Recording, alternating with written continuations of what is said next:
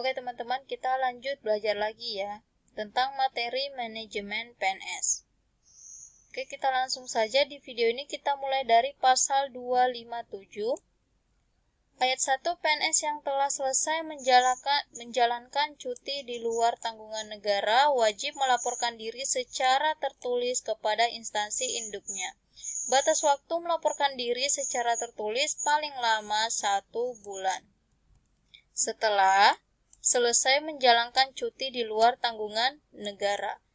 PNS yang tidak melaporkan diri secara tertulis diberhentikan dengan hormat sesuai dengan ketentuan peraturan perundang-undangan. PNS yang melaporkan diri tetapi tidak dapat diangkat dalam jabatan pada instansi induknya disalurkan pada instansi lain. PNS yang diaktifkan kembali sebagai PNS sesuai jabatan yang tersedia.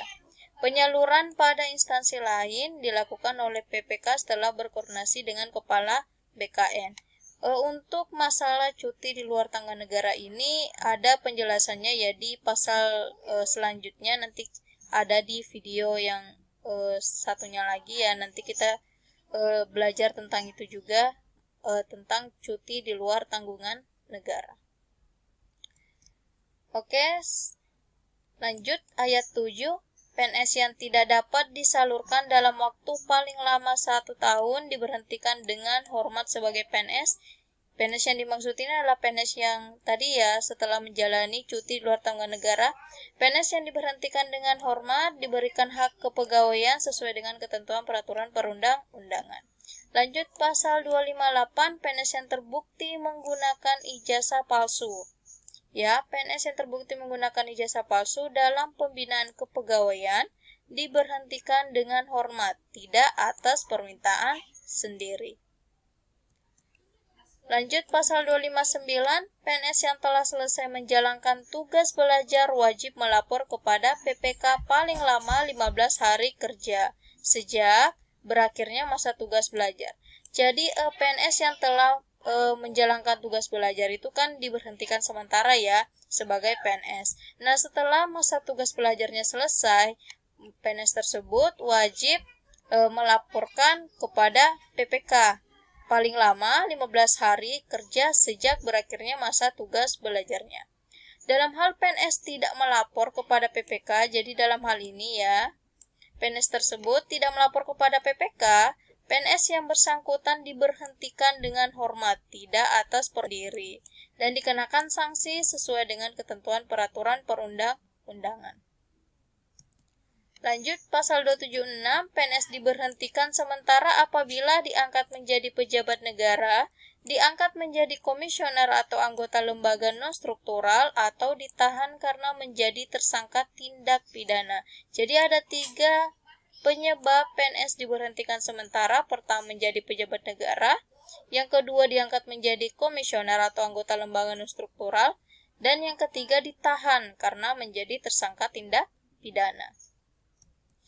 Lanjut pasal 277, PNS yang diangkat menjadi ketua, wakil ketua dan anggota Mahkamah Konstitusi atau MK, ketua, wakil ketua dan anggota Badan Pemeriksa Keuangan atau BPK, ketua, wakil ketua dan anggota Komisi Yudisial, ketua dan wakil ketua Komisi Pemberantasan Tindak Pidana Korupsi atau KPK, menteri dan jabatan setingkat menteri, dan Kepala Perwakilan Republik Indonesia di luar negeri yang berkedudukan sebagai duta besar, luar biasa dan berkuasa penuh, diberhentikan sementara sebagai PNS. Jadi pejabat-pejabat negara yang saya sebutkan tadi itu diberhentikan sementara ya sebagai PNS. Nah, duta besar, luar biasa dan berkuasa penuh yang berasal dari JF diplomat dikecualikan dari ketentuan sebagaimana dimaksud pada ayat 1 yang di atas ini. Oke, lanjut. PNS yang diangkat menjadi komisioner atau anggota lembaga non-struktural diberhentikan sementara sebagai PNS. PNS yang ditahan menjadi tersangka tindak pidana diberhentikan sementara sebagai PNS. Pasal 278, pemberhentian sementara. Yang dimaksud pada pasal 276 huruf A dan huruf B, huruf A dan huruf B itu yang mana? Yang ini ya, yang diangkat menjadi pejabat negara dan yang diangkat menjadi komisioner atau anggota lembaga non struktural. Nah, berlaku sejak yang bersangkutan dilantik dan berakhir pada saat selesainya masa tugas sebagai pejabat negara, komisioner atau anggota lembaga non-struktural.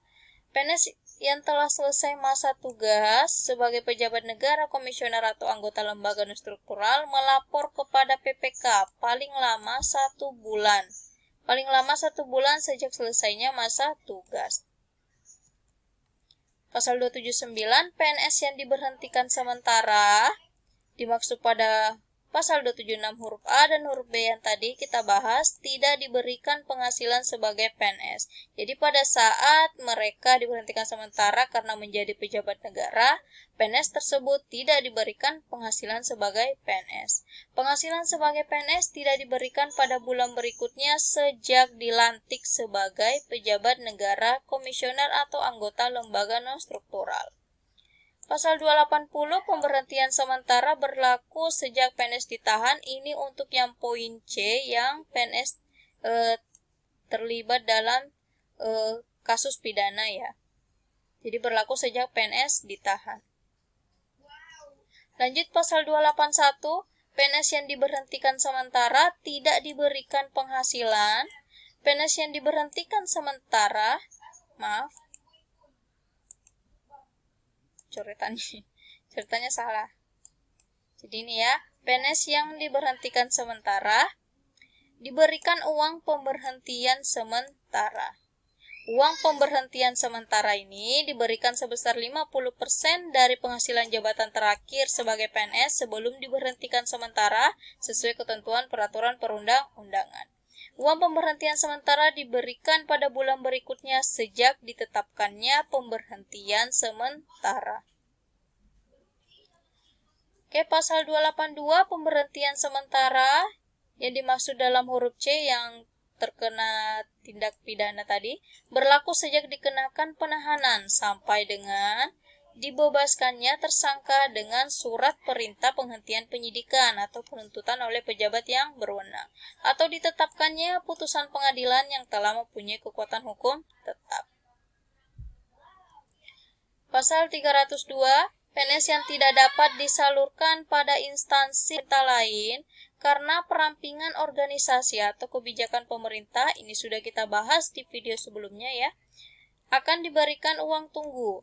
PNS pada saat masa uang tunggu berakhir memiliki masa kerja pensiun kurang dari 10 tahun, diberhentikan dengan hormat dan diberi uang pengabdian sesuai dengan ketentuan peraturan perundang-undangan. Jadi PNS yang tidak dapat disalurkan ini ya, itu akan diberhentikan dengan hormat ya. Tapi ini untuk PNS yang memiliki masa kerja kurang dari 10 tahun ya. Diberhentikan dengan hormat dan diberi uang pengabdian dengan ketentuan peraturan perundang-undangan. Besar uang pengabdian adalah 6 kali masa kerja dikali gaji terakhir yang diterima. Lanjut, pasal 303, PNS diberikan gaji, tunjangan, dan fasilitas. Ini adalah merupakan hak PNS ya. PNS itu berhak atas gaji, tunjangan, dan fasilitas.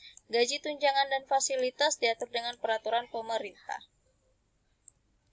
Lanjut, pasal 304, PNS yang berhenti bekerja berhak atas jaminan pensiun dan jaminan hari tua PNS. Sesuai peraturan perundang-undangan, jaminan pensiun PNS dan jaminan hari tua PNS diberikan sebagai perlindungan kesinambungan penghasilan hari tua, sebagai hak dan sebagai penghargaan atas pengabdian PNS. Jaminan pensiun dan jaminan hari tua PNS mencakup jaminan pensiun dan jaminan hari tua yang diberikan dalam program jaminan sosial nasional.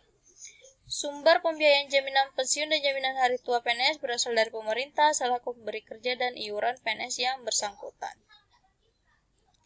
Lanjut, pasal 306 pemberian pensiun bagi PNS dan pensiun janda atau duda PNS ditetapkan oleh Presiden atau PPK setelah mendapat pertimbangan teknis Kepala BKN. Lanjut, pasal 308 pemerintah wajib memberikan perlindungan berupa jaminan kesehatan, jaminan kecelakaan kerja, kematian, dan bantuan hukum. Perlindungan berupa jaminan kesehatan, jaminan kecelakaan kerja, dan jaminan kematian mencakup jaminan sosial yang diberikan dalam program jaminan sosial nasional. Bantuan hukum berupa pemberian bantuan hukum dalam perkara yang dihadapi di pengadilan terkait pelaksanaan tugasnya. Jadi bukan terkait dengan masalah pribadi PNS tersebut ya, tapi bantuan hukum ini diberikan kepada PNS jika terlibat perkara hukum yang terkait pelaksanaan tugasnya. Ketentuan lebih lanjut mengenai perlindungan diatur dengan peraturan pemerintah. Lanjut 309 ya, pasal 309 cuti diberikan oleh PPK. PPK dapat mendelegasikan kewenangannya ini dalam memberikan cuti kepada pejabat di lingkungannya untuk memberikan cuti, kecuali tentukan lain dalam peraturan pemerintah. Cuti bagi PNS yang ditugaskan pada lembaga yang bukan bagian dari kementerian atau lembaga diberikan oleh pimpinan lembaga yang bersangkutan kecuali cuti di luar tanggungan negara. Oke, selesai ya. Seperti biasa, latihan soalnya ada di deskripsi bawah, silakan diklik dan dikerjakan.